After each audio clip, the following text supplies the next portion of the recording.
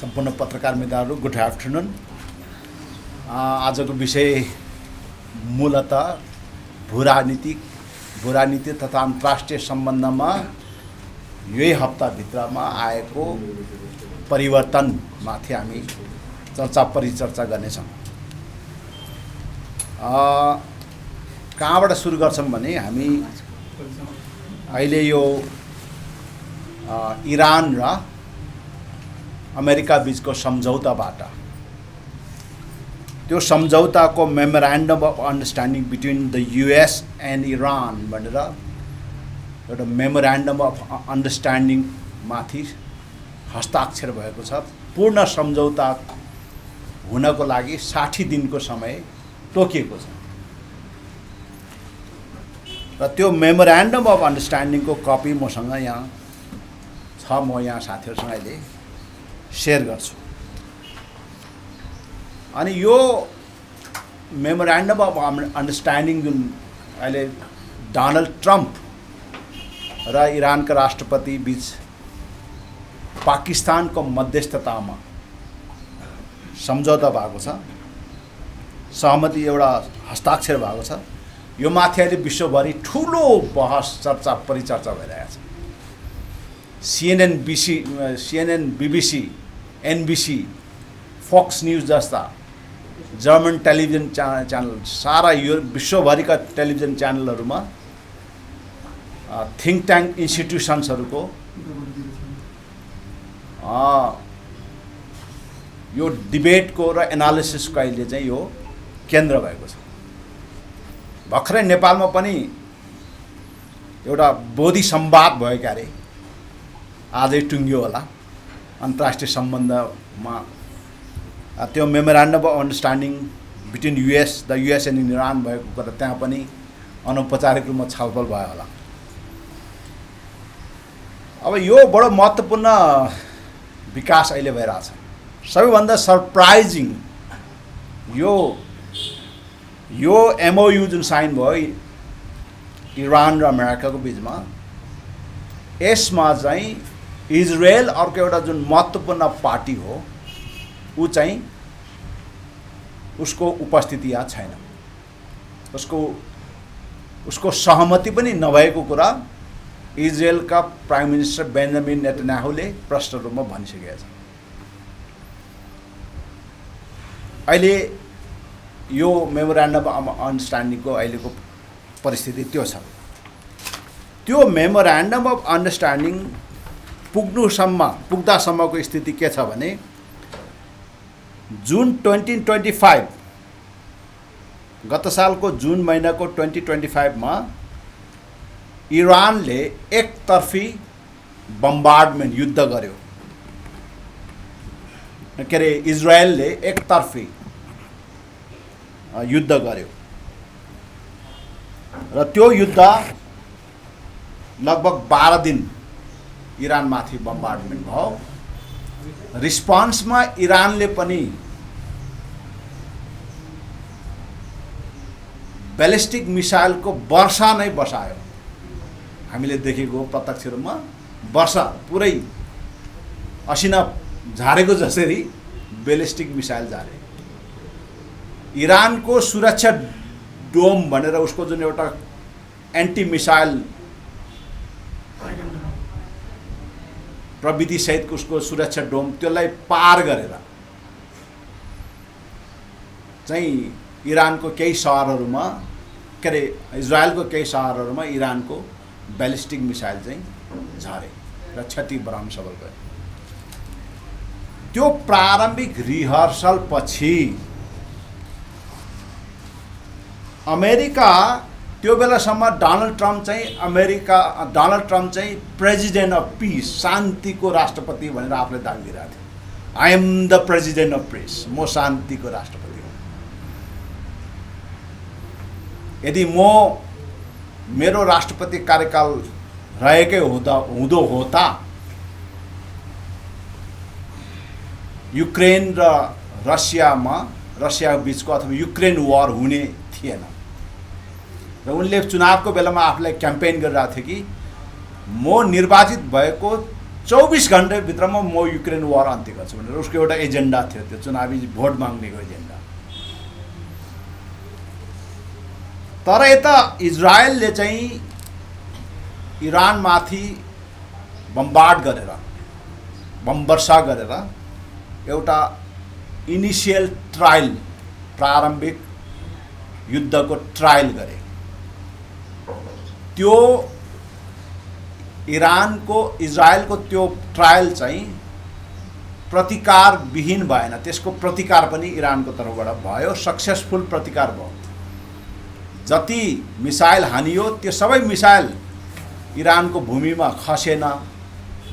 इरानको प्रतिरक्षा क्षमता, इजरायलको प्रतिरक्षा क्षमता यति सशक्त थियो कि उसले मिसाइलहरूलाई आकाशमै डिफ्युज गर्न सफल भयो। तर केही मिसाइलहरू चाहिँ इजरायलको त्यो प्रतिरक्षा घेरा तोडेर अगाडि चाहिँ टार्गेटमा चाहिँ हिट गर्न सफल भए। अब त्यो जुनको, गत वर्षको जुनको त्यो ट्रायल पछि, युद्धको प्रारम्भिक ट्रायल पछि इरान, इजरायल अमेरिका गठबन्धनलाई लाग्यो कि यो युद्ध हामी सजिलै जित्न सक्छौँ। जसरी भेनेजुएलामा भयो, एकदम सर्ट एन्ड स्विफ्ट अपरेसनमा हामी इरानमा रेजिम चेन्ज, तख्ता पलट गराउन सक्छौँ भन्ने यिनीहरूको इन्टर्नल एसेसमेन्ट, आन्तरिक मूल्याङ्कन भयो। यो कुराको ज्यादातर पैरवी गरेको चाहिँ इजरायलको तर्फबाट पैरवी भयो। त्यो बेला डिबेटमा आएको थियो कि अमेरिकाको इन्टेलिजेन्स कम्युनिटीले चाहिँ, त्यहाँको जासुसी संस्थाहरूले चाहिँ यो सम्भव छैन, त्यस्तो हुँदैन, यो युद्ध लम्बिन सक्छ भन्ने रिपोर्ट चाहिँ राष्ट्रपतिलाई ब्रिफिङ गर्दा गर्दै पनि इजरायलको पैरवीमा, पहलकदमीमा डोनाल्ड ट्रम्प पनि युद्धमा सहभागी हुने निर्णय भए, अमेरिका पनि युद्धमा सहभागी निर्णय भए। र मार्च अप्रिल 2026, यही महिनाको मार्च अप्रिलमा अनकन्डिसनल सरेन्डरको डिमान्ड, बिना शर्त इरानले सरेन्डर गर्नुपर्छ भन्नेमा गए। अब त्यहाँनिर पहिला कम्प्लिट रेजिम चेन्ज, पूर्ण रूपमा तख्ता पलट थियो पहिला उनीहरूको लक्ष्य, वारको लक्ष्य। तर त्यो असफल भयो, पूर्ण रूपमा तख्ता पलट गर्न सकेन। इरानका राष्ट्रपति लगायत सत्ताका मुख्य प्रमुख पात्रहरू मारिए, मिसाइल आक्रमणमा मारिए, तर तख्ता पलट भएन।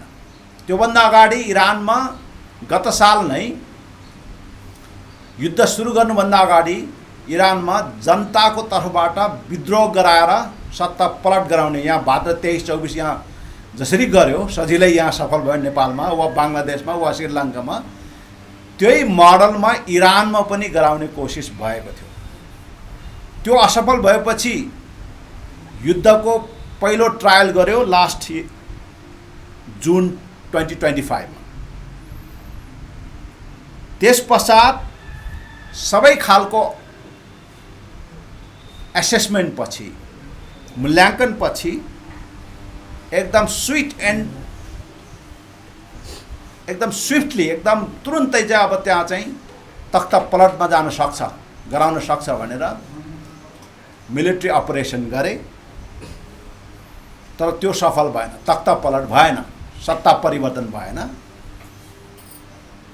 र त्यसपछि अमेरिकाको माग कहाँ गयो भने, अमेरिकाले युद्ध जारी गर्नको लागि के भन्यो भने अनकन्डिसनल सरेन्डर, यो चाहिँ मार्च अप्रिल 2026 मा आएर अनकन्डिसनल सरेन्डरको कुरा गर्न थाले।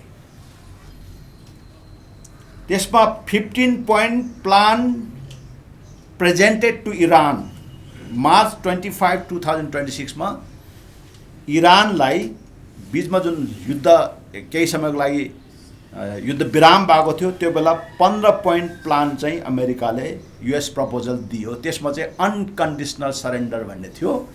इरानले पनि त्यस्तै गरी आफ्नो 15 पोइन्ट प्लान दिएको थियो अमेरिकालाई। र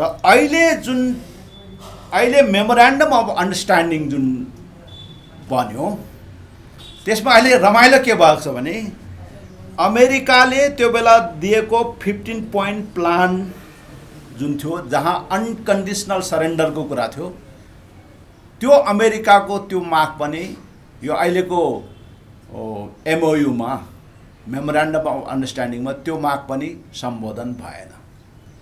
त्योभन्दा अगाडि तख्ता पलट गर्ने कुरो त हुँदै भएन किनभने यही सत्तालाई अमेरिकाले स्वीकार गर्नु पर्यो र यो सत्ताले अनकन्डिसनल सरेन्डर गर्नुपर्छ भन्ने कुरा पनि माग सम्बोधन भएन। तर इरानले जुन दिएको थियो 15 पोइन्ट प्लान त्यो इरानले त्यो आफ्नो 15 पोइन्ट प्लानमा उसले मागेको अधिकांश कुराहरू चाहिँ यो अहिलेको मेमोरेन्डम अफ अन्डरस्ट्यान्डिङमा पर्यो भनेपछि ट्याक्टिकल्ली कार्यनीतिक रूपमा यो युद्ध अमेरिकाले जितिरहेको जस्तो देखे तापनि किनभने इरानका राष्ट्रपति लगायत त्यहाँको army chief, security chief, intelligence चिफदेखि त्यहाँको चाहिँ उनीहरूको एयरफोर्स, ग्राउन्ड फोर्स, उनीहरूको युरेनियम स्टोर भण्डार सबै ध्वस्त पारेको अमेरिकाले त्यो मिलिट्री अपरेसनबाट इरानलाई ठुलो क्षति पुर्याएर त्यसको ट्याक्टिकल बेनिफिट, वारको ट्याक्टिकल बेनिफिट, कार्यनीतिक लाभ इरानलाई भएको, प्रशस्त भएको के अरे अमेरिका र इजरायलले प्रशस्त भएको देखे तापनि स्ट्रेटेजिक रूपमा अमेरिकाले युद्ध हार्यो किनभने सम्झौतामा सबै इरानको मागहरू सबै परे, अमेरिकाको चाहिँ परेन। अमेरिकाको माग के पर्यो भने त्यो जुन न्युक्लियर इनरिच गरेका न्युक्लियर जुन युरेनियमहरू छ त्यसको कुरा चाहिँ अमेरिकाको माग त्यहाँ चाहिँ छ। तर त्यो कम्प्लिटली एम्बिग्युटीमा छ, त्यो एकदम स्पष्ट छैन, त्यो के गर्ने भन्ने कुरो कुनै स्पष्ट खुलेको छैन।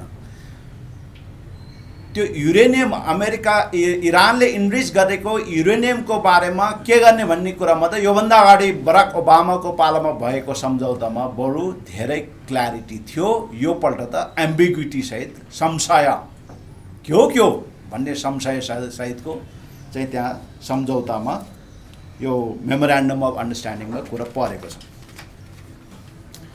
तर इरानलाई के भयो भने इरानलाई रणनीतिक लाभ के भयो भने स्ट्रेटेजिक बेनिफिट इरानलाई के भयो भने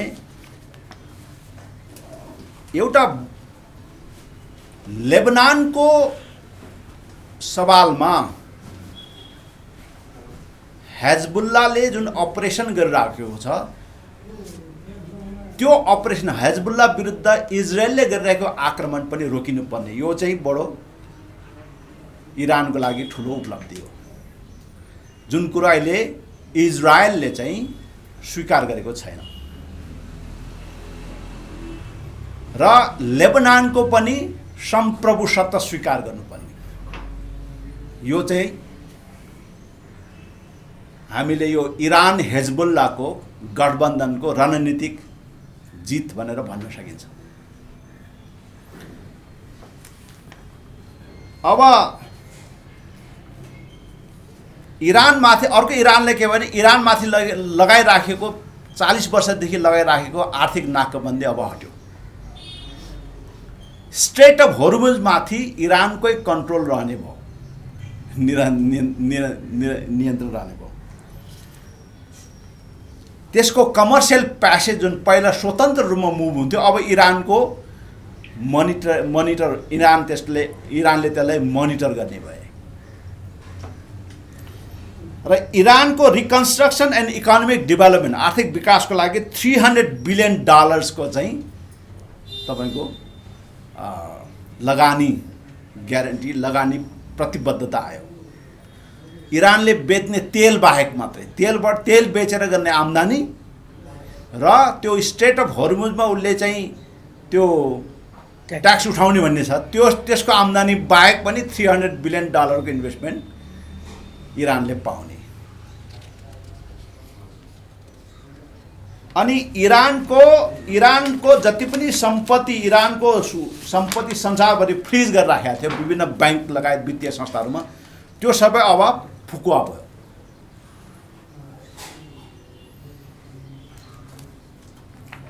तर न्युक्लियर प्रोग्राम चाहिँ कम्प्लिटली एम्बिग्युटीमा छ, संशयमा छ। त्यो न्युक्लियर प्रोग्रामलाई कसरी डिल गर्ने भन्ने विषयमा कुनै स्पष्ट छैन। Iran reaffirms it shall not procure or develop nuclear weapons भन्ने त्यहाँ चाहिँ शब्द परेको छ। इरान रिअफर्म्स, इरानले पुनः प्रतिबद्धता देखायो कि it shall not procure or develop nuclear weapons, कुनै पनि खालको न्युक्लियर वेपन प्राप्त गर्ने, प्रोक्योर गर्ने र विकास नगर्ने भन्ने कुरामा इरानले प्रतिबद्धता जनायो। तर त्यो कुरो एकदम संशयपूर्ण छ। के थाहा भोलि इरानको सत्ता फेरि शक्तिशाली हुँदै आयो भने, हैन? युरासिया, यसमा एउटा विश्लेषकले भनिरहेको थियो कि इरानको युद्ध विजय सँगसँगै राइज अफ युरासिया भयो भन्ने छ। युरासिया पावर चाहिँ विस्तार भयो भने जसरी अहिले नर्थ कोरियाले न्युक्लियर वेपन राख्ने कुरामा, न्युक्लियर वेपन लाई अफिसियली नर्थ कोरिया चाहिँ न्युक्लियर स्टेट हुने सवालमा, न्युक्लियर हतियार भएको राज्य हुने सवालमा चाइनाले कन्सिस्टेन्टली, निरन्तरको रूपमा चाइनाले त्यसलाई अपोज गरिराखेको थियो।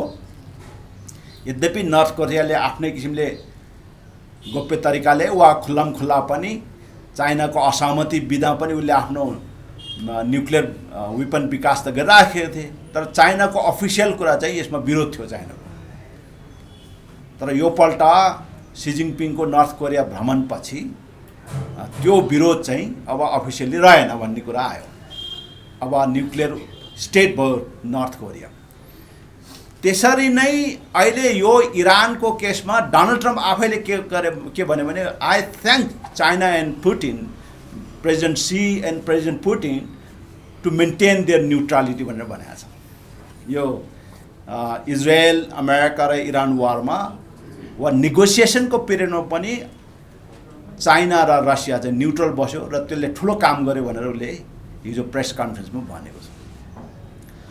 तर के थाहा भोलि युरासिया पावर शक्तिशाली भयो भने त्यो युरासिया पावरले चाहिँ इरानलाई न्युक्लियर स्टेट बनाउने निर्णय गर्यो भनेदेखि त अनदर 15 इयर्सको टाइममा त फेरि वा अनदर 5 इयर्सको टाइममा सिन त बदलिन सक्छ। त्यो एम्बिग्युटी चाहिँ अमेरिकनहरूलाई छ। इजरायलले त त्यो कुरो स्वीकारेन। त्यही भएर यो एम्बिग्युटी सहितको सम्झौता इजरायलले स्वीकार गरेन। अमेरिकाभित्र पनि त्यो एम्बिग्युटी, अनिश्चितता र त्यो तपाईँको संशय त बाँकी रहने भयो। अनि यो एमओयूले त्यो त क्लियर नगर्ने भयो। यस्तो परिस्थिति अहिले चाहिँ छ। अब उसको फ्रोजन फन्ड सबै तपाईँको रोकिएको उसको इरानको फन्ड्सहरू चाहिँ सबै रिलिज हुने भयो। त्यसबाट इरानको संसारभरिमा $24 बिलियन को चाहिँ उसको सम्पत्ति चाहिँ रोकिएको थियो। अब त्यो खुल्ला हुने, उसले त्यसलाई चलाउन पाउने भयो। $300 बिलियन चाहिँ उसले अब डेभलपमेन्ट एन्ड उसको लागि रिकन्स्ट्रक्सनको लागि दिने भयो। अब तेलको व्यापारबाट उसले प्राप्त गर्ने पैसा त छँदैछ। होर्मुज स्ट्रेटमा उसले आफ्नो कन्ट्रोल गरेर त्यहाँबाट टोल लिने वा ट्याक्स लिने कुरा त छँदैछ। यस्ता किसिमले अहिले तपाईँको इरान वार चाहिँ डेभलप हुँदै गएको अवस्था छ।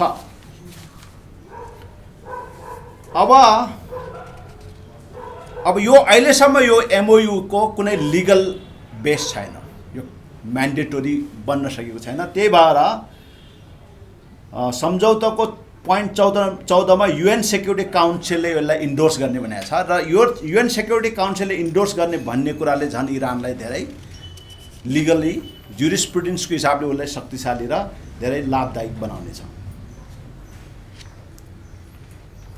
अब यो स्थितिमा अहिले संसारभरि अहिलेको यो डिबेट चलिरहेको छ र अहिलेको यो इरान अमेरिका बीचको भएको यो सम्झौताको सवालमा यहाँहरूको माझ मैले यति विषय चाहिँ सेयर गरेँ।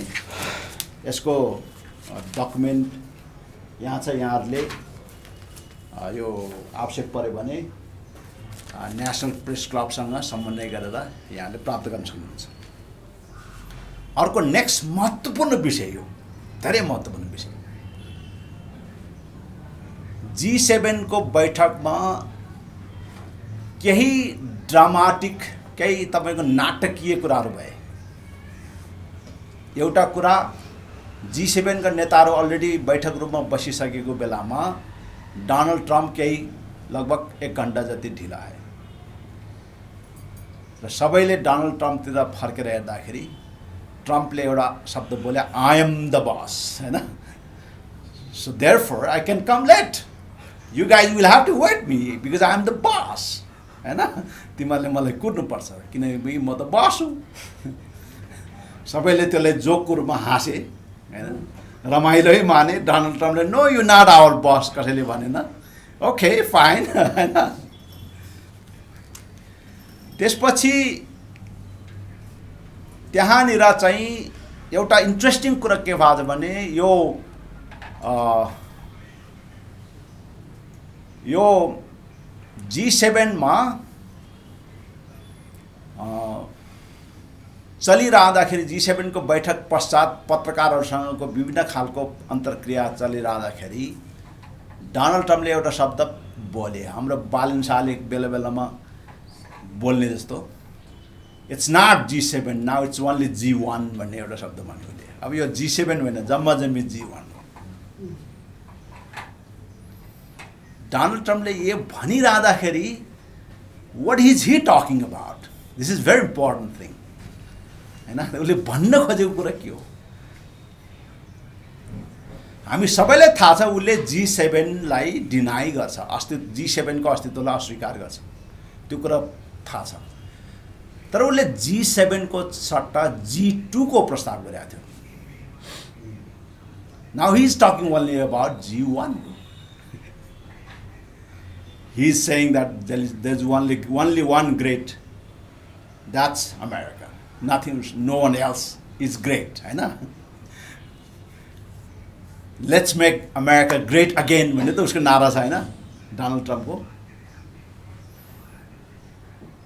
अब उसको राष्ट्रपति, उसको आफ्नो राष्ट्रपतिको टेन्योरमा, अवधिमा अब अमेरिका चाहिँ ग्रेट भइसक्यो भन्ने उसले सिम्बोलिकली भने।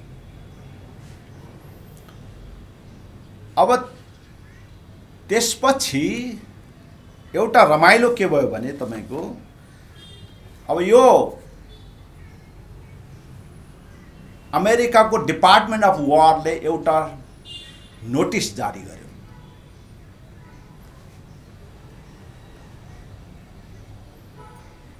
योभन्दा अगाडि डोनाल्ड ट्रम्पको आफ्नो पहिलो राष्ट्रपति कालमै नामकरण गरेको एसिया पेसिफिक भन्ने नामकरणलाई चेन्ज गरेर उसले इन्डो पेसिफिक भनेर प्रस्ताव गरेको थियो। त्योभन्दा अगाडि एसिया पेसिफिक भन्थे त्यसलाई। त्यो इन्डो पेसिफिकमा इन्डो पेसिफिकको आधारमा इन्डो पेसिफिक स्ट्राटेजी भन्ने त्यो बेला विकास गरे डोनाल्ड ट्रम्पले, जसलाई आइपिएस भन्यो। नेपालमा ठुलो लफडा भयो आइपिएस माथि, हैन? त्यो नेपालमा त्यो आइपिएस माथि यहाँको कम्युनिस्ट साथीहरूले निकै ठुलो राजनीति गर्ने अवसर पनि पायो। एमसिसी र आइपिएस, इन्डो पेसिफिक स्ट्राटेजी। अनि त्यो इन्डो पेसिफिक स्ट्राटेजी भित्रको सबैभन्दा फोकल पोइन्ट, एकदम पिभोटिङ कुरा चाहिँ के थियो भने क्वाड भन्ने एउटा निर्माण गरेको थियो।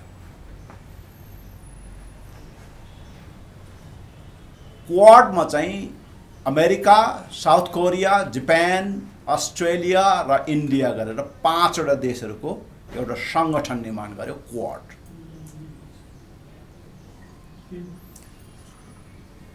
अनि क्वाडमा चाहिँ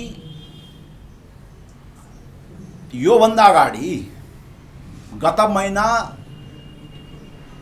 यहाँ सिङ्गापुरमा भएको साङ्ग्रिला डायलगमा अमेरिकाको युद्ध मन्त्री वार सेक्रेटरी भन्दै थियो कि एसियामा पावर ब्यालेन्स गर्नको लागि, चीनसँगको शक्ति सन्तुलन गर्नको लागि यो इन्डो पेसिफिक र क्वाडको नेता चाहिँ, लिडर चाहिँ भारत हुनुपर्छ भन्ने प्रस्ताव अप्रत्यक्ष रूपमा गरिराखेको थियो। यदि त्यसलाई भारतले लिड गर्यो भने र अमेरिका त्यसको सपोर्टमा रहने र बाँकी अन्य एलाइ गठबन्धन मित्रहरू त्यहाँ रहने हो भने चाइनासँग चाहिँ शक्ति सन्तुलन गराउन सक्छ भन्ने त्यहाँ आफ्नो किनोट स्पिचमा भनेको थिए। तर अहिले त्यो इन्डो पेसिफिक कमान्डलाई बदलेर हैन युएस पेसिफिक कमान्ड भनेर नामकरण गर्यो सिधै। त्यो चाहिँ उहिले 1947 मा गरेको नामकरण हो, सेकेन्ड वर्ल्ड वार पछि। र त्यही कमान्डले, युएस पेसिफिक कमान्डले नै भियतनाम वार लगायतका, कोरियन वार, भियतनाम वार लगायतका वारहरू लडेको। हुन त त्यसमा त्यो लडेको वारहरू सबै अमेरिकाले त हारे फेरि त्यो एउटा अनुभव पनि छ भनेपछि। अनि त्यो युएस पेसिफिक कमान्ड निर्माण गरिसकेपछि त्यसको आफ्नो, त्यसले एउटा कमान्ड चाहिँ कहाँसम्म ल्याउने भयो भनेदेखि त्यसले तपाईँको इन्डियाको, भारतको पश्चिमी तटीय क्षेत्रसम्म, पूर्वी तटीय, भारतको पूर्वी तटीय बोर्डरसम्म होइन कि पश्चिम तटीय बोर्डरसम्म चाहिँ त्यो युएस पेसिफिक कमान्डभित्र पर्ने। र त्यसरी नै अस्ति भारतमा तपाईँको एउटा सम्झौता, रक्षा सम्झौता टाइपको एउटा सम्झौता भएको छ भारत र अमेरिकाको बिचमा कि भारतको सैन्य अखडाहरू चाहिँ प्रयोग गर्न दिने, अमेरिकाले सहज रूपमा त्यो उपयोग गर्न पाउने। र अर्को कुरा के भनियो भने केही दिन अगाडि त्यो स्ट्रेट अफ होर्मुजमा भारतीय तेल जहाजहरूमाथि अमेरिकीहरूले आक्रमण गरे र त्यहाँ केही जहाजका कर्मचारीहरू मारिए। मिडियाको कन्जम्सन, पब्लिक कन्जम्सनको लागि नै सही नरेन्द्र मोदीले त्यो कुरो चाहिँ फ्रान्समा G7 को बैठकमा डोनाल्ड ट्रम्पको अगाडि त्यो सवाल उठाए। पत्रकारले पनि, भारतीय मूलका एउटा पत्रकारले पनि प्रश्न राख्दाखेरि डोनाल्ड ट्रम्पको एन्सर बडो इन्ट्रेस्टिङ एन्सर थियो। If anybody attacks on this man we will be there, we will defend him, हामी उनको रक्षा गर्छौँ भनेर भनेको थियो। यता युएस पेसिफिक कमान्डमा सिङ्गो भारतलाई पनि युएस पेसिफिक कमान्डभित्र राख्नु, भारतको सैन्य सुविधाहरूलाई अमेरिकाले सहज रूपमा प्रयोग गर्न पाउने सम्झौता पनि हुनु र भारतमाथि कसैले आक्रमण गर्छ भने त्यसको विरुद्धमा हामी लड्छौँ भनेर भन्नु, त्यो कसले भनेको? चीनलाई भने हो।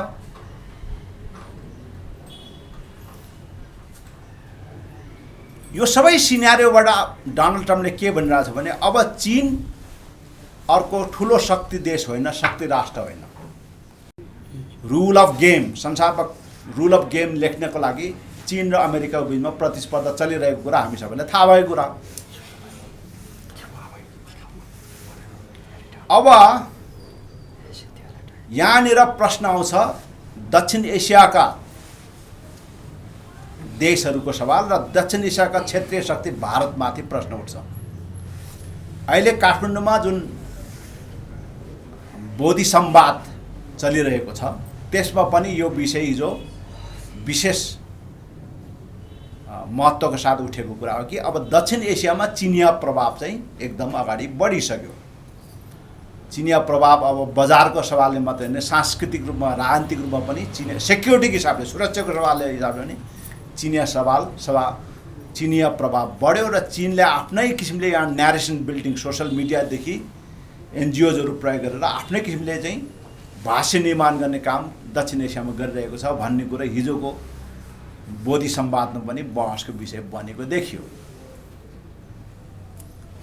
अब चीन अध्ययनलाई विशेष गरेर फोकस गर्नु पर्यो भनेर अहिले बोधि संवादमा काठमाडौँमा विभिन्न देशका विद्वानहरूले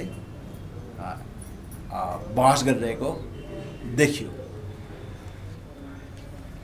उता भारतलाई मेरो सुरक्षा छातामुनि ल्याएँ भन्ने जस्तो जेस्चर हैन, कम्प्लिटली अमेरिकाको सुरक्षा छातामुनि आएको भन्ने जस्तो सङ्केत वा भावभङ्गी डोनाल्ड ट्रम्पले देखाइराखेको छ। किनभने इन्डो पेसिफिकलाई युएस पेसिफिक बनाएर त्यही कमान्डभित्र आउने भन्ने कुरा छ। यता अर्को कुरा के छ भने भारतमाथि वा दक्षिण एसियाको मुख्य देश भारतमाथि हामीले हेर्यौँ भने निरन्तर ईसा पूर्वको र ईसा कालमा र ईसा पूर्वको केही वर्ष, केही शताब्दी र ईसा कालको केही शताब्दीमा यो ग्रिकका अलेक्जेन्ड्रियनहरूले आक्रमण गर्ने बाहेक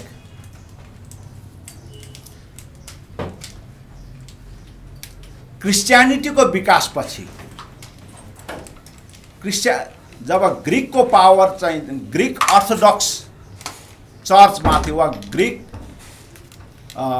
ग्रिक आइडियोलोजीमाथि जब राइज अफ क्रिस्चियनिटीले त्यसलाई टेक ओभर गरेपछि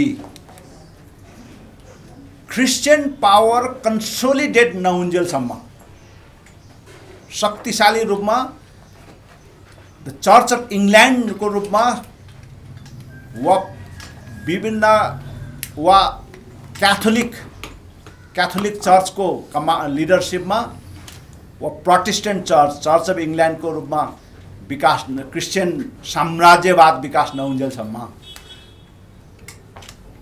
भारतवर्षमा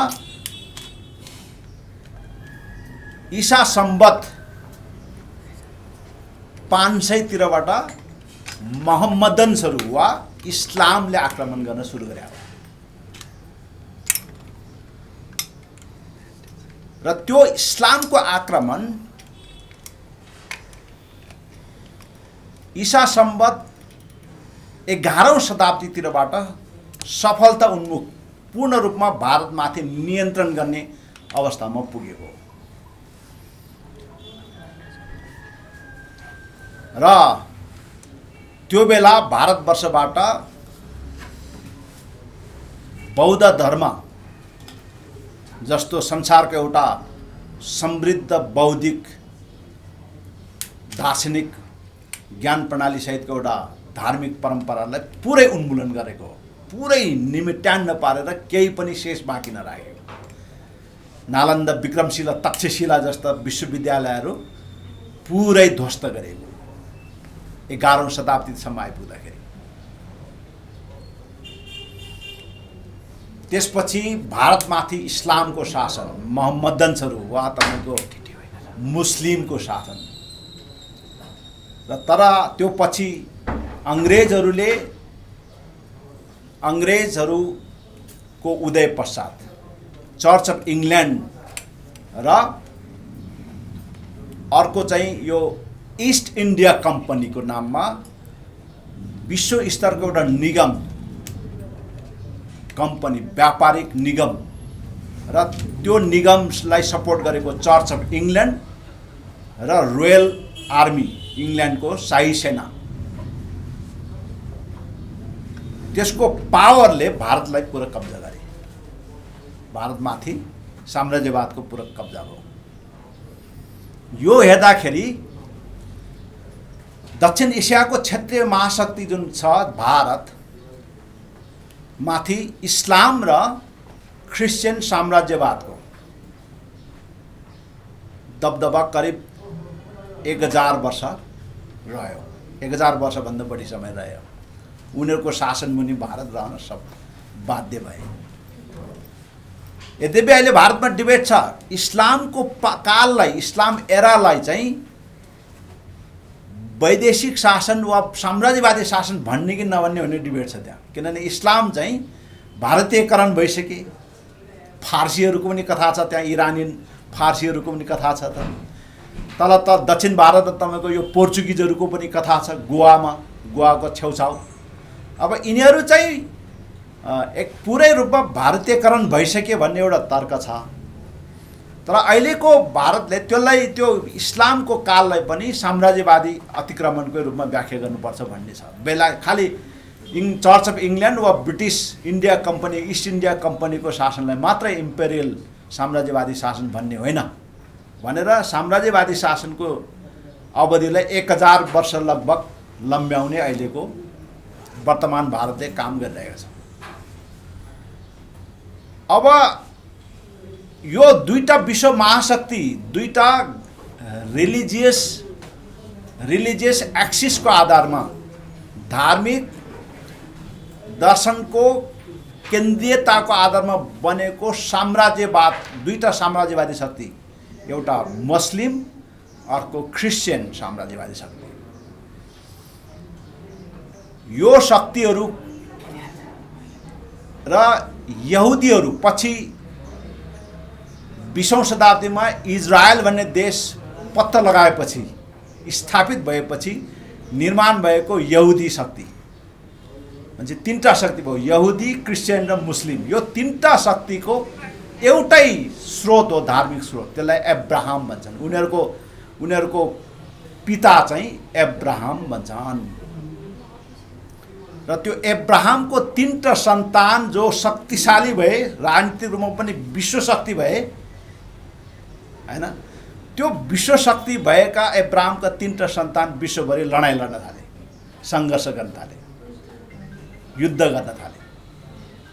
र त्यो युद्धले अब हामीलाई क्षति पुर्याउँछ, अब हामीले त्यो युद्ध गर्नु हुँदैन, अब हामी मिल्नुपर्छ भनेर डोनाल्ड ट्रम्पको पहिलो कार्यकालमा एब्राहम एक्कोर्ड भनेर एउटा प्रस्ताव ल्यायो।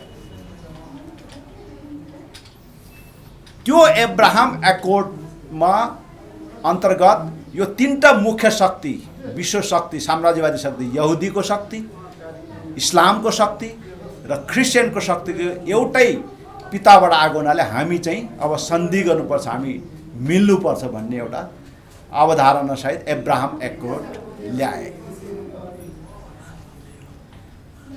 र त्यो एब्राहम एक्कोर्डको मुख्य केन्द्रीय आधार भनेको इजरायल भन्ने देशको अस्तित्वलाई इस्लामहरूको माझमा, इस्लामिक वर्ल्डमा इजरायल भन्ने देशको अस्तित्वलाई स्वीकार्य बनाउने हो। त्यसको मुख्य लक्ष्य त्यो। त्यही भएर एब्राहम एक्कोर्डमा तीनटा शक्तिहरू हुने, इस्लाम, क्रिस्चियन र मुस्लिम हुने भए तापनि इरानले एब्राहम एक्कोर्डमा अहिलेसम्म आफूलाई आबद्ध नगरेको कारणले इरानमाथि आक्रमण गरेको छ। अस्ति भर्खर पाकिस्तानले पनि त्यो एब्राहम एक्कोर्डमा चाहिँ सहभागी हुनु भन्दाखेरि अमेरिकनले नै भन्दाखेरि पनि पाकिस्तानले त्यो कुरा अस्वीकार गरे। भनेपछि यो तीनटा शक्तिहरूको बिचमा लडाइँ अझै पनि बाँकी छ, झगडा अझै पनि मिलेको छैन।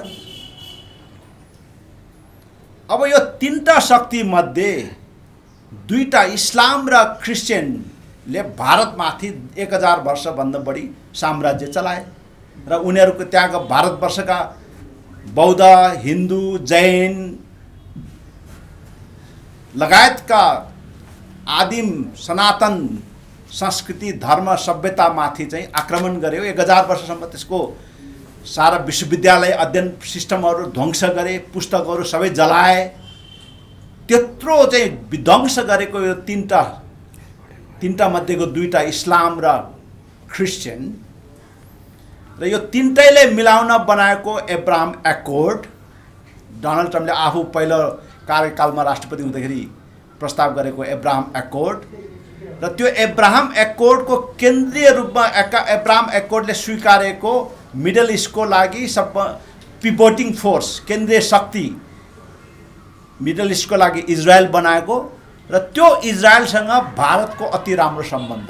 यो इरान युद्धको कालमा पनि भारतले हाम्रो त प्राचीन सम्बन्ध हो भनेर मोदीजी र नेतन्याहुजीले भन्दै आएको कुरा।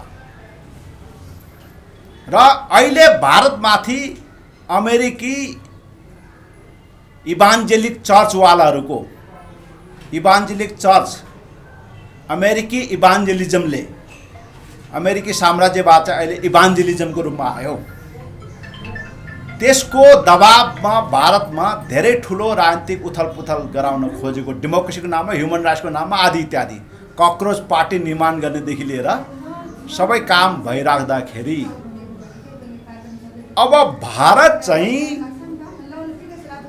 चीनलाई आफ्नो सुरक्षाको थ्रेट, चीनलाई आफ्नो सुरक्षाको खतरा मानेर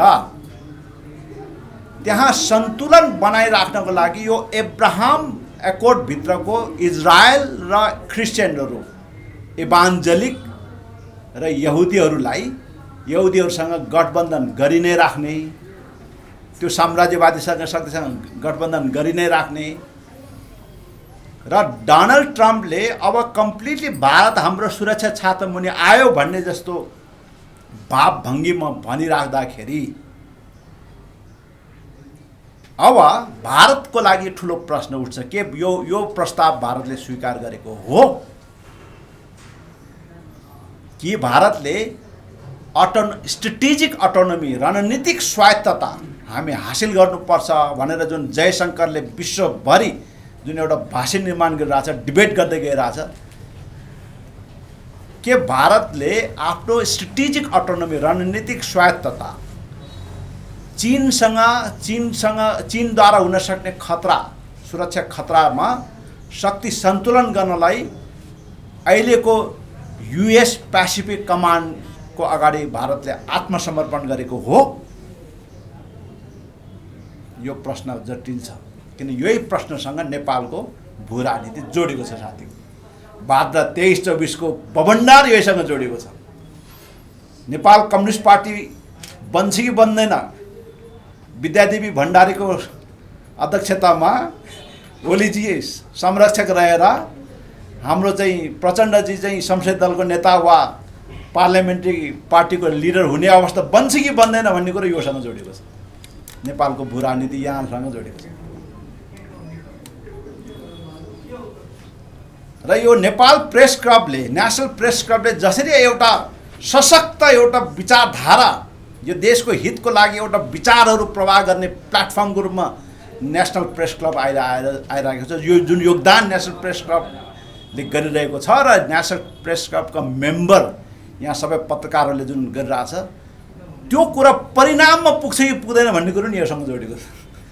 हाम्रो गफ पनि गफैमा रहने हो कि तपाईँ हाम्रो कुरा पनि गफैमा सीमित हुने कि त्यसले अलिकति प्रभाव पनि ल्याउँछ? हाम्रो यो डिबेटले, आज गरिरहेको डिबेटले यसले इफेक्ट पनि ल्याउँछ कि ल्याउँदैन भन्ने कुरो पनि यहाँ जोडेको छ। अब अमेरिकाको त स्टोरी आइसक्यो, यहाँहरूलाई मैले भनिसकेँ। अब चिनिया स्टोरी सुनौँ, त्यसपछि म यहाँहरूसँग प्रश्नको लागि तयार हुन्छु। अस्तिको दिन हाम्रा विदेश मन्त्री, बिचरा बबुरो विदेश मन्त्री, नेपाल जस्तो देशको बबुरो विदेश मन्त्री खनाल बाजे बिचरा, हेर्नुहोस् त भारतमा खनाल बाजेको हालत के छ।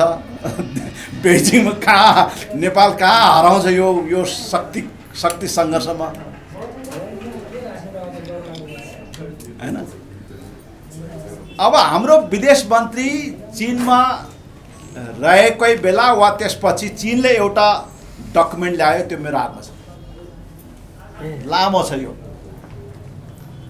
यसलाई more just and equitable global governance, China's principles, proposals and actions भन्ने शीर्षकमा ल्याएको छ, हैन? More just and equitable global governance, ज्यादा न्यायोचित र समान विश्व शासन प्रणाली, चीनको सिद्धान्त, प्रस्ताव र कार्य एक्सन्स भनेर भनेको छ। अब त्यहाँ चीनले खालि प्रिन्सिपल सिद्धान्त मात्रै अगाडि ल्याएन, जस्ट एन्ड इक्विटेबल न्यायोचित र समतामूलक वा समानतापूर्ण विश्व व्यवस्था निर्माण गर्नको लागि चीनले एउटा सैद्धान्तिक आधार मात्रै ल्याएन, प्रपोजल्स मात्रै ल्याएन, एक्सन्सहरू पनि तय गरिसकेको छ। के रहेछ त्यसमा हैन? त्यो एक्सन्स अन्तर्गत अब नेपालमा के एक्सन हुन्छ अब थाहा छैन। अब एउटा कम्युनिस्ट केन्द्र त बनाउला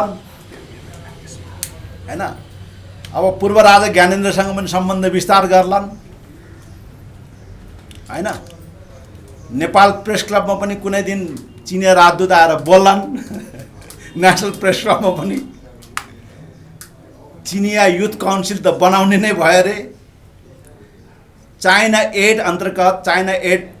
अन्तर्गत विभिन्न तपाईँको एनजिओजहरूले नेपालको 120वटा एनजिओजहरूलाई सपोर्ट गर्ने भन्ने कुरा छ। युएसएआइडी क्यान्सल गरिसकेपछि जब नेपालको आदिवासी जनजातिहरूलाई फन्ड नपाउने भयो आदिवासी जनजाति आन्दोलनमा, चाइना एडले चाहिँ अब आदिवासी जनजाति प्रतिष्ठानलाई पनि फन्ड दिने भनेर प्रतिष्ठानका साथीहरू र महासङ्घ साथीहरूलाई चाइना भ्रमण पनि गराएकै हो। अहिले त प्रतिष्ठान फेरि बालन सरकारले क्यान्सल गरिदिए रे, खारेज गरिदिए रे भन्ने पनि छन्। अब खेल त सुरु भयो कि भएन?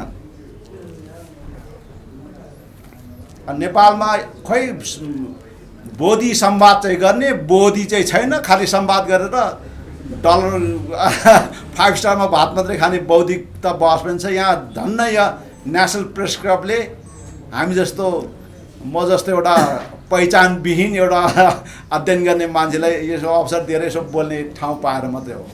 भएन भने नेपालमा संवाद कहाँ छ?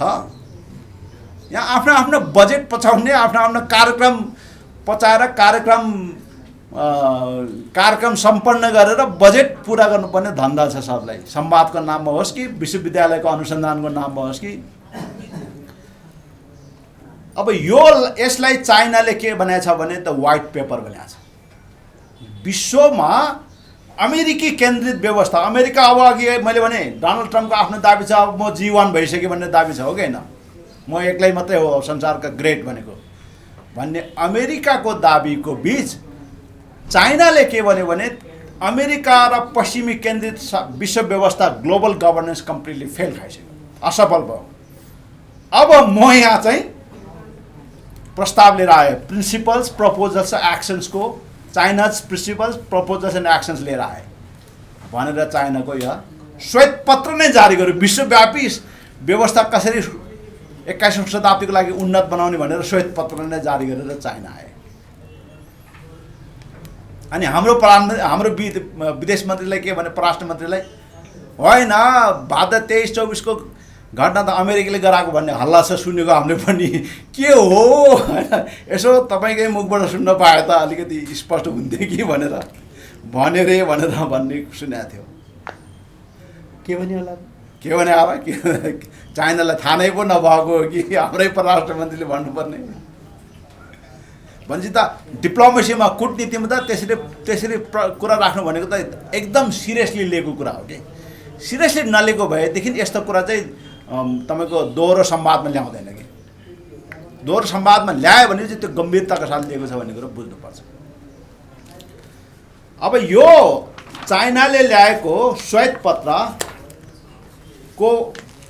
तपाईँको पहिला केही भाग म तपाईँको थोरै पढ्छु, त्यसपछि म टुङ्ग्याउँछु। Global governance is a common endeavor that bears on the well-being of all humanity, and building a just and equitable global governance systems is a shared vision long pursued by people from across the world. अब यहाँ कस्तो राम्रो sentence लेखेको छ हैन? अब उतापट्टि अमेरिकामा डोनाल्ड ट्रम्प के गर्छ, म नै हो सबै मैले बनाउने हो, मैले भनेको कुरो सबले मानेपछि कुरै सकिँदो हो। बेन्जामिन नेतन्याहुले पनि भनिसक्यो उसले, म बिना त अमेरिका बिना त अब इजरायल 1 घन्टा पनि टिक्दैन भाइ। अनि त्यसले गर्दा यो अहिले हामीले जे इरानसँग सम्झौता गर्यो त्यो मान्ने बाहेक तिमीसँग कुनै अप्सन छैन भनेर बेन्जामिन नेतन्याहुले पनि भनिसक्यो।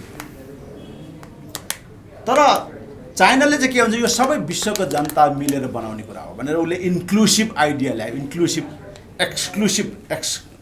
चाहिँ अमेरिकाको एक्सक्लुजनरी विरुद्ध इन्क्लुसिभ र इन्क्लुजनरी सहभागितामूलक पार्टिसिपेटरी ग्लोबल गभर्नेन्स सिस्टम निर्माण गर्ने कुरा आए। उसले के भनेको छ भने, चाइनाले के भनेको छ भने, after the cold war multipolarization and economic globalization began to gain momentum, and the concept of global governance grounded in coordination and cooperation was widely endorsed. In recent times, however, दोस्रो विश्वयुद्धपछि यो भएको थियो, तर वर्तमान समयमा in recent time, however, unilateralism, protectionism and hegemonism have been spreading unchecked.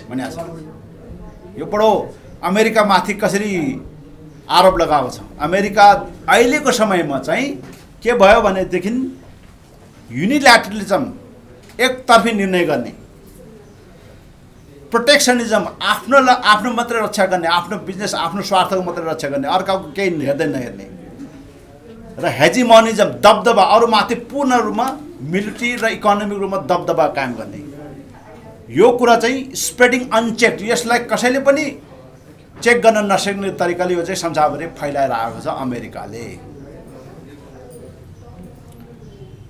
While deficits in peace, development, security and trust continued to expand, त्यही बेलामा तपाईको डेफिसिट इन पीस, शान्तिको सवालमा संसारभरि ठुलो क्षयीकरण भयो, डेफिसिट भयो। डेभलपमेन्ट, विकासमा पनि क्षयीकरण आयो। सिक्युरिटी, सुरक्षाको सवालमा पनि क्षयीकरण भयो। ट्रस्ट, एक आपसमा विश्वास, देशको बिचको विश्वासमा पनि ठुलो क्षयीकरण आयो। यो चाहिँ अहिले भइरहेको छ। कसले गरायो त भन्दाखेरि अमेरिकाले गरायो। अमेरिकाको एकतर्फी निर्णय गर्ने युनिल्याटरिजम, प्रोटेक्सनिजम र हेजिमोनिजम जुन अमेरिकाको नीति छ, त्यसले यस्तो अवस्था ल्यायो र यो अवस्था बदल्नको लागि चाइनाले श्वेत पत्र जारी गर्यो। अब यो अवस्थामा अहिलेको विश्व भू राजनीति पुगेको छ। अब नेपालले के गर्ने? अब हामी के गर्ने? नेपालको अवस्था के हो नि? यो सबैभन्दा प्रधान विषय हो। अब नेपालमा चाहिँ प्रधानमन्त्रीलाई यो कुरो ज्ञान छ कि छैन मलाई थाहा छैन हौ साथीहरु। अब परराष्ट्र मन्त्रीलाई वा परराष्ट्र मन्त्रालयलाई वा यहाँको थिङ्क ट्याङ्कलाई, यहाँको आर्मीलाई, यहाँको ब्युरोक्रेसीलाई यो कुराहरू थाहा छ कि छैन मलाई थाहा छैन। नेपाल अहिले पूर्ण रूपमा विभाजित छ। हामी इतिहासको सबैभन्दा कमजोर अवस्थामा छ। आन्तरिक रूपमा हामी यति विभाजित र यति सङ्घर्ष गरिराखेको छौँ कि जबकि यो बेला हामी आन्तरिक रूपमा धेरै ठुलो एकता चाहेको बेला हो। सर्भाइभ गर्ने भने, हामी बस्ने हो भने, स्टेटको रूपमा, राज्यको रूपमा हाम्रो सर्भाइभल आवश्यक हो भने हाम्रो आन्तरिक एकता एकदम बलियो चाहिने हो। तर आन्तरिक रूपमा हामी सबभन्दा बढी विभाजित छैन। र अहिले यस्तो किसिमको सरकार यहाँ ल्याएर स्थापित गरेको छ जो मैले त बारम्बार भनेको यो तपाईको पोलिटिकल स्क्याम गरेर ल्याएर स्थापित गरिरहेको छ। जुन सरकारलाई विश्व व्यवस्था के हो, विश्व व्यवस्थामा आएको परिवर्तन के हो केही थाहा छैन, ज्ञान नै छैन। उसलाई लाग्छ कि त्यो भर्चुअल वर्ल्ड, सोशल मिडियाको, सामाजिक सञ्जालका एउटा कृत्रिम विश्व नै उसलाई आफ्नो एउटा वास्तविक विश्व जस्तो लाग्छ। यथार्थमा, रियालिटीमा ऊ आउनै सकेका छैन। धन्न यो बेला नेपाल आर्मी चाहिँ अझै पनि एउटा सक्सेसफुल ह्यान्डलरको रूपमा काम गरिरहेको छ। दलहरू यो बोल्न सकिरहेको छैन, आफ्नो आफ्नो आन्तरिक स्वार्थमा उल्झनमा फसिरहेछ। पुराना इतिहास भएको दलहरू भन्ने नेताहरू र दलहरू पुरै आन्तरिक स्वार्थमा फैरहेछ। उनीहरूले हिजो गरेको कालकर्तुत भ्रष्टाचारदेखि ब्याड गभर्नेन्सका कारणले उनीहरूले जनताले जसरी तिरस्कार गरे त्यसबाट उनीहरू माथि उनीहरू फेरि रिभाइभ हुन सकिरहेको छैन। उनीहरू एउटा ठुलो सक र एउटा ट्रमामा बाँचिरहेको छ। नयाँलाई केही ज्ञान छैन गभर्नेन्स सम्बन्धी, शासन स्टेट क्राफ्ट सम्बन्धी, गभर्नेन्स सम्बन्धी, ग्लोबल गभर्नेन्स सम्बन्धी केही ज्ञान छैन। सांसदहरूको हालत तपाईँले हेरिराख्नु भएको छ। संसद त सबै ब्युटी क्विन र ह्यान्डसम बोयजहरूको कन्टेस्ट गर्ने चाहिँ ऱ्याम्प वक गर्ने जस्ता छन् सबैजना संसदमा। क्याटवाक गर्ने, ऱ्याम्प वक गर्नेहरू जस्ता छन्। अब विश्वविद्यालय जस्ता संस्थाहरूमा नेतृत्वविहीन बनाइदिएको छ। अनुसन्धान केन्द्रहरूमा बजेट छैन, कटौती भएको छ। सामाजिक सुरक्षा बिना तपाईँको मानिसको जीवन निश्चित छैन, कसरी बाँच्ने भन्ने गाह्रो छ। यही बेला विश्वमा भएको युद्धका कारणले खाद्य वस्तु, कमोडिटी खाद्य वस्तुहरूको भाउ वृद्धि भइरहेछ, आकाशिएको छ, महँगी आकाशिएको छ। र हाम्रो प्रधानमन्त्रीलाई यो कुरो मतलबै छैन। अब यस्तो बेलामा नेपालले के गर्ने? अब हामी चाहिँ यो अवस्थालाई बदल्नलाई अब हामीले कम्बर कस्नुपर्छ। नेपालमा, बङ्गलादेशमा अर्को एउटा डकुमेन्ट मसँग छ। बङ्गलादेशमा जेएनजी मुभमेन्ट पछि बङ्गलादेशमा एउटा राष्ट्रिय सहमतिको एउटा साझा डकुमेन्ट बनाएको थियो। सबै पक्ष, सर्वपक्ष बिचमा एउटा राष्ट्रिय सहमतिको एउटा साझा डकुमेन्ट बनाएको थियो। त्यो डकुमेन्टको आधारमा निर्वाचन हुनेदेखि लिएर सबै काम भएको थियो। त्यसैमा कसैले निषेध गरेको थिएन। तर नेपालमा त बालन शाहले त्यस्तो किसिमको राष्ट्रिय सहमतिको पहल कदमी लिने छाँटकाँट देखेको छैन। उनी त पेल्नेमै छ, पेलेरै लाने भन्नेमा छ। कहाँसम्म पेल्ने त कि सुकुम्बासीले पनि पेल्ने, पत्रकारलाई पनि पेल्ने, अनि जनतालाई पनि पेल्ने, दललाई पनि पेल्ने, कर्मचारीलाई पनि पेल्ने। उनी त यति शक्तिको उद्दण्डतामा छ कि सबैले पेलेर लान सक्छु भन्ने उनमा शक्ति उद्दण्डता छ। यो अवस्थाको बिचबाट अब हामीले नेपाललाई कसरी आगामी बाटोमा नेभिगेट गर्ने, नेपालको अगाडिको बाटोलाई कसरी दिशानिर्देश गर्ने भन्ने कुरा ठुलो संशय नेपालमा छ। र त्यो कुरामा कम्तीमा नेसनल प्रेस क्लबले एउटा विचारको प्रवाह गरेर केही जनतालाई सुसूचित हुने, सचेत हुने अवधारणा चाहिँ अवस्था चाहिँ बनाइदिएको छ। तर योजनाबद्ध रूपमा सरकारले वा विश्वविद्यालयले वा कुनै थिङ्क ट्याङ्क तपाईँको संस्थाहरूले वा कुनै कर्पोरेट हाउसेसहरूले, निजी निगम, पैसावाला चौधरी ग्रुप जस्ता पैसा भएका निजी संस्थाहरूले, निजी निगमहरूले, धनीमानीहरूले कसैले पनि यो मामलामा वास्ता व्यवस्था गरिरहेछ। सबैजना आफ्नो स्वार्थको लागि भित्रभित्र षड्यन्त्र गरिरहेको अवस्थामा नेपाललाई एउटा ठुलो सङ्कटबाट बाहिर ल्याउनलाई अहिले जरुरी भएको छ। यसमा अब आगामी दिनमा नेपाली जनताले गम्भीरताका साथ काम गर्नुपर्ने देखिरहेको छु। यति भन्दै मैले मेरा कुरा चाहिँ टुङ्ग्याएँ। बाँकी यहाँसँगको प्रश्नोत्तर म जान चाहन्छु। ल म सुरु गरौँ। अब अन्तर्राष्ट्रिय राजनीतिले नेपालको राजनीतिमा कति प्रभाव पर्छ भन्ने कुरा त अहिलेसम्म हजुरले पनि एनालाइसिस गरिरहनु भएको छ होइन। खासै अब अहिलेको नयाँ सरकारले जनताको मा गएको छ।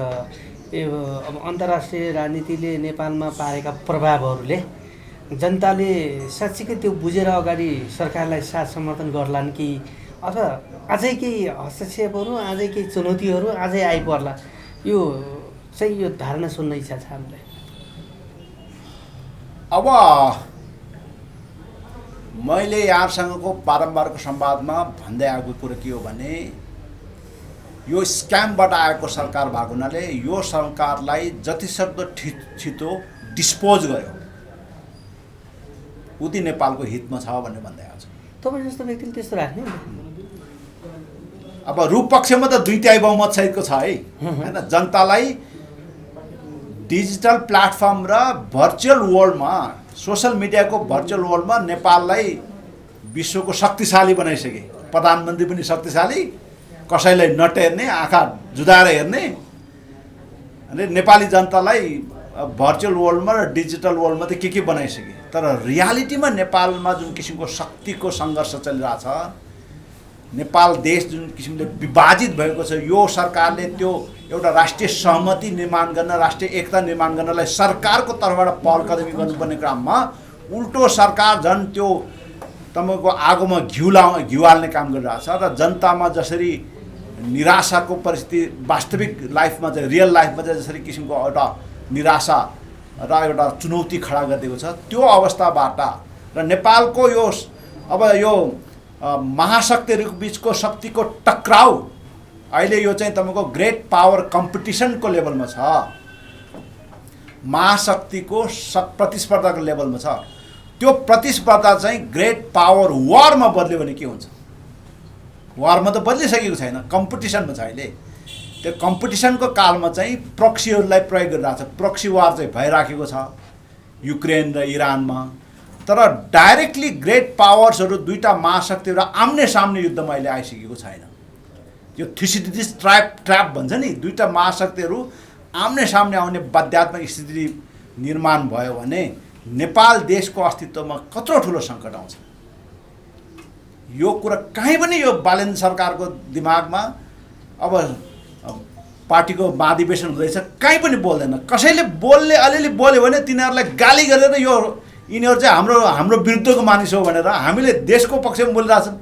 बालेन्द्र सरकारको बालेनको विरोध गरेको होइन नि त, हामी त देशको चिन्ता व्यक्त गरेको नि। अरे हाम्रो विरुद्धमा चाहिँ फेरि तपाईँको त्यो गाली गर्नेको चाहिँ एउटा लहर लगाइदिन्छ। यो एकदम भर्चुअल भयो कि सबै, everything became virtual. There is no reality of life, there is no reality of anything. यस्तो किसिमले देश समाज चल्दैन कि बडो गाह्रो छ। त्यही भएको हुनाले therefore this government must be depose as early as possible in order to save this country. Sir, जस्तो हजुरले यो भनेको कुरा, धेरै कुराहरू यहाँभन्दा अगाडिका कुराहरू अझै पब्लिकको हिसाबले मान्छेहरू बुझ्दैनन् क्या। तपाईँले अब कताका कुराहरू जोड्नु भएको छ। यो देशलाई धेरै अध्ययन चाहिन्छ होइन, एकदम सजिलो गरी भन्नु पऱ्यो। पब्लिकले, जनताले बुझ्ने गरिकन जनताहरू यतिसम्म चाहिँ किन यो सरकारप्रति एकदमै अन्धभक्त भएका हुन् है। एकदमै तपाईँले भने जस्तो अहिले गालीको वर्षा आउँछ भन्नुभयो होइन, रियालिटी पनि त्यही छ।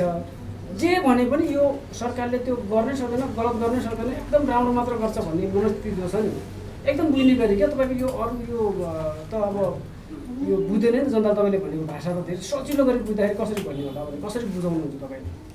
एकदम गुड पोइन्ट, महत्त्वपूर्ण पोइन्टमा ल्याउनु भयो सिम्पल तरिकाले। तर यस्तो गहिरो कुरा भन्नुभयो तपाईँले। अब त्यसलाई कसरी भन्ने भने यो ह्युमन साइकोलोजीमा, मास साइकोलोजीमा होइन, यो जनताको मनोविज्ञानमा के हुन्छ भने एक किसिमको फ्रस्ट्रेसन भन्ने हुन्छ। यो फ्रस्ट्रेसनको पनि मास लेभलको फ्रस्ट्रेसन हुन्छ।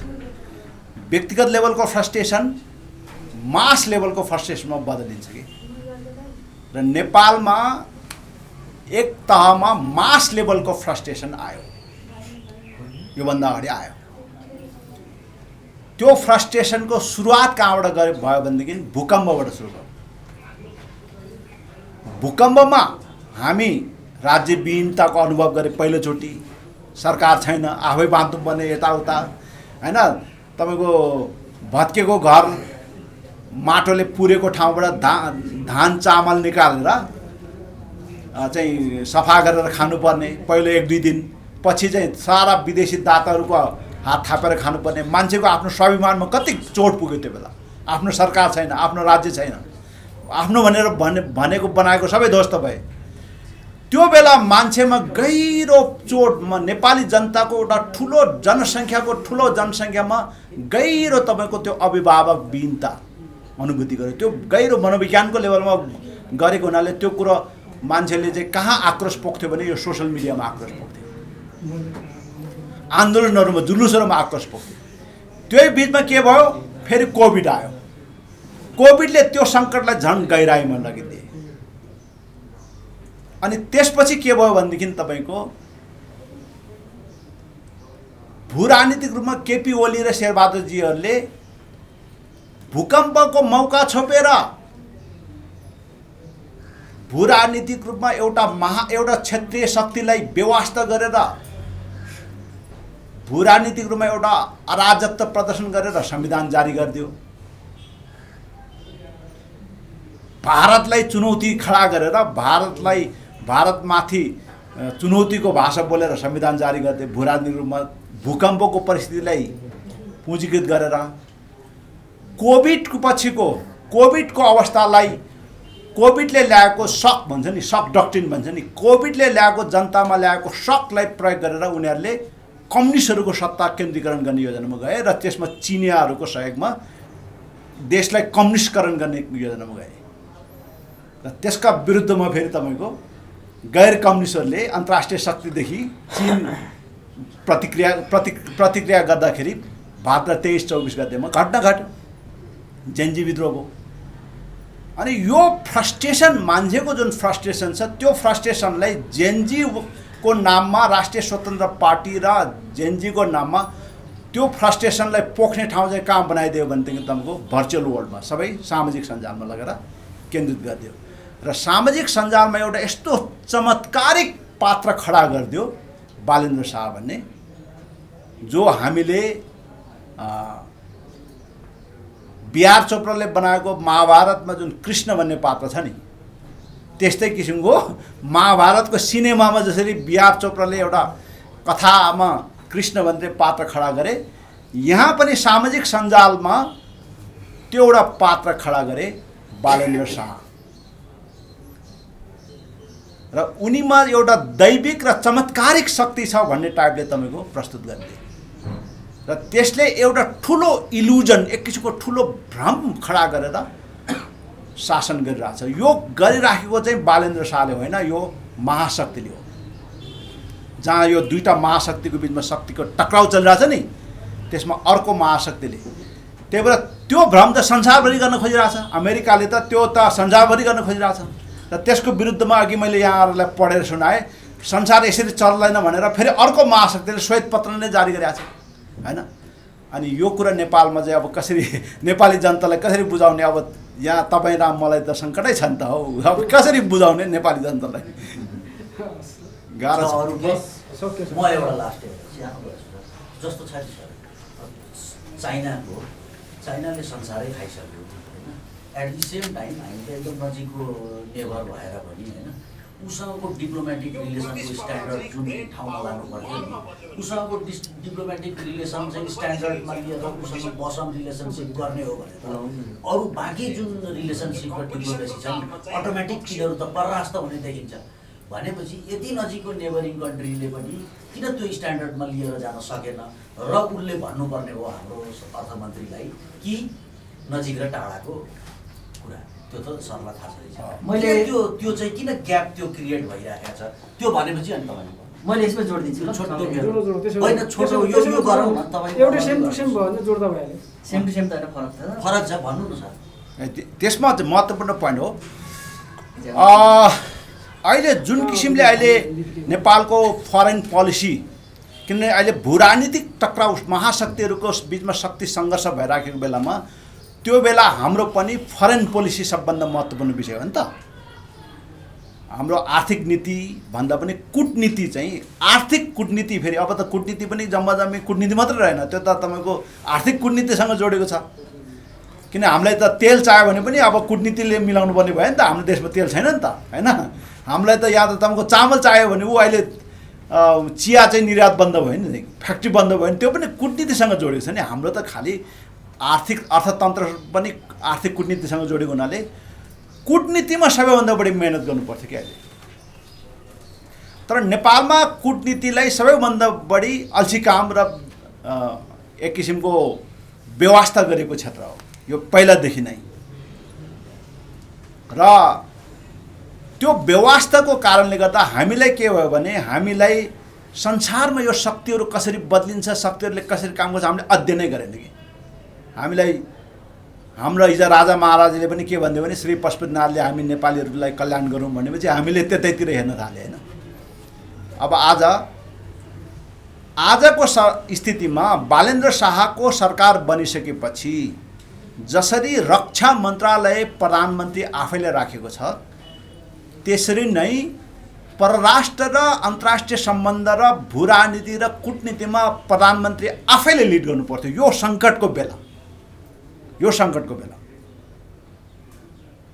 तर उनी आफूलाई यसरी उनका मालिकले उनका मास्टरले उनलाई जन्म दिने उनका चाहिँ पिता परमेश्वरले जुन इभान्जेलिक पावरले जसरी उसलाई जन्म दियो त्यो पावरले उसलाई यस्तो बनाएर राख्न चाहे कि उनलाई संसदमा पनि आएर बोल्न नदिने स्थिति बनाइदियो, नबोल्ने स्थिति भयो। त्यसको दुईटा कारण छ। एउटा त उसको अज्ञानता, राजनीति रूपमा उनी निरक्षर जस्तो मान्छे हो, राजनीतिक ज्ञान रूपमा छैन, त्यो बचाउनु पर्यो, त्यसबाट उनलाई त्यो सङ्कटबाट बचाउनु पर्यो, त्यसले गर्दा उनलाई बोल्न दिनु भएन। दोस्रो के भयो भने कूटनीति अहिले कुनै एउटा महाशक्ति आफैले चलाइरहेछ कि हाम्रो परराष्ट्र मन्त्री त जम्मी यसो पत्र बोकेर सूचना बोकेर पत्र बोकेर जाने मान्छे मात्रै हो। यो विश्व शक्तिको टक्राउको बेलामा यस्तो हुन्छ फेरि यो कुनै अचम्मको कुरा भएको त होइन है, फेरि इतिहासमा यस्तो कुरो हुन्छ। तर त्यो बेला देशभित्र आफ्नो स्वतन्त्र कूटनीति चलाउनको लागि एउटा क्षमतावान टिम चाहिँ चाहिन्छ कि सबै कुरो अर्काले बनाएको स्क्रिप्टमा चलेर त देश चल्दैन नि। यो सङ्कट तपाईँले भनेको सङ्कट अहिले छ। त्यसले गर्दा यो सङ्कटबाट बाहिर आउनलाई पनि नेपालले अब एउटा ठुलो निर्णय गर्नुपर्छ। फेरि पनि म भन्छु यो बेला थ्याङ्कफुल्ली यो अवस्थालाई नेपाल जङ्गी अड्डाले एउटा ह्यान्डलरको रूपमा काम गर्दै हुनाले अझै पनि स्थिति चाहिँ टुटेर टुटफुट भएर गएको छैन। एउटा स्थिरता चाहिँ हामी देख्छौँ। तर आर्मीले नेपाली सेनाले यसलाई ह्यान्डलरको रूपमा काम नगरेको अवस्थामा भने संसदकै भरमा छोड्ने पार्लियामेन्टको सर्वोच्चता वा सम्प्रभुत्व सत्ताको रूपमा त्यहाँ छोडिदियो भने त्यहाँको डिबेट तपाईँले देखिहाल्नुभयो होइन। त्यहाँ के हुन्छ हालत। गभर्मेन्टको हिसाबले भन्यो भने सरकारका साथीहरू जोक मारेर बस्छ, स्टन्टबाजी गर्ने कुरा गरेर बस्छ। त्यसले गर्दा यो बेला त एउटा क्रेडिबल संस्था भनेको त आर्मीले ह्यान्डलरको रूपमा पछाडिबाट फेरि प्रत्यक्षता आएको छैन, पछाडिबाट ह्यान्डलरको रूपमा काम गरेको हुनाले अलिकति स्थिरता र देशको व्यवस्था अलिकति टिकिरहेको छ। होइन भने यो संविधान व्यवस्था सबै कोलाप्स हुन्छ, एक दिन पनि टिक्दैन। यस्तो अवस्थामा छैन।